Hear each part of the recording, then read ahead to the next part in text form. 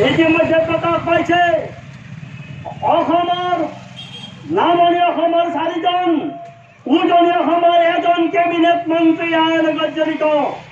কিন্তু কিয় নাম প্ৰকাশ নকৰে? আমি পাৰ্কে দাবী উত্থাপন কৰিছে এই মন্ত্ৰীসকলৰ নাম প্ৰকাশ কৰিব লাগে আৰু তেওঁলোকক ৰাইজৰ আদালতত শাস্তি দিয়াৰ ব্যৱস্থা কৰিব লাগে।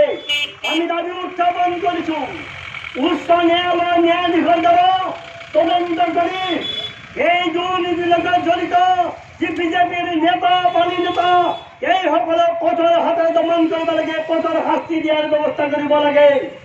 আনহাতে নৰেন্দ্ৰ মোদীৰ নেতৃত্বৰ যি চৰকাৰে নাৰীক সন্মান জনাই, অথচ সেইখন চৰকাৰৰ দিনত আজি গোটেই ভাৰতবৰ্ষত সৰ্বদিন প্ৰতিনিয়ত নাৰী ধৰ্ষিত হয়েছে।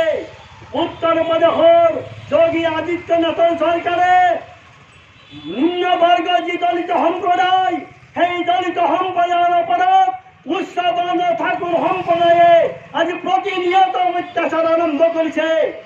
কিছুদিন আগতেই দলিত সম্প্ৰদায়েৰ যুবতী মনীষা বাল্মীকিক প্ৰচাৰত কাম কৰি থকা অৱস্থাত ঠাকুর সম্প্রদায়ের 4জন যুবকে ধর্ষণ করে।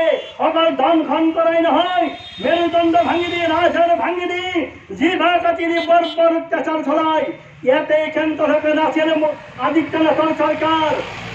তেওঁলোকে চিকিৎসাৰ নামত ভেকশনা কৰিলে, চিকিৎসালয়ত যেতিয়া মৃত্যু হল সেই সমাজে পৰ্যন্ত তেওঁলোকে কোনো পৰিয়ালক গতাই নিদিলে। তাৰ বিপৰীতে প্ৰশাসনে অতি কৌশলেৰে কোনো ধৰণৰ মিডিয়াক যাবলৈ নিদি, কোনো ৰাজনৈতিক দল, কোনো সাংবাদিকক সেই গাঁৱত প্ৰৱেশ বন্ধ কৰি দি ৰাতিৰ আন্ধাৰত তেওঁলোকে সমাজে দহন কৰিলে। এই যে বৰ্বৰ কাম নৰেন্দ্ৰ মোদী চৰকাৰৰ, বিজেপি চৰকাৰৰ, সেই চৰকাৰৰ বিৰুদ্ধে ৰাইজে আন্দোলন গঢ়ি তুলিব লাগিব। মহিলাৰ যুৱক পছৰ অত্যাচাৰ তাৰ বন্ধৰ কাৰণে আজি আন্দোলন গঢ়ি তুলিব লাগিব।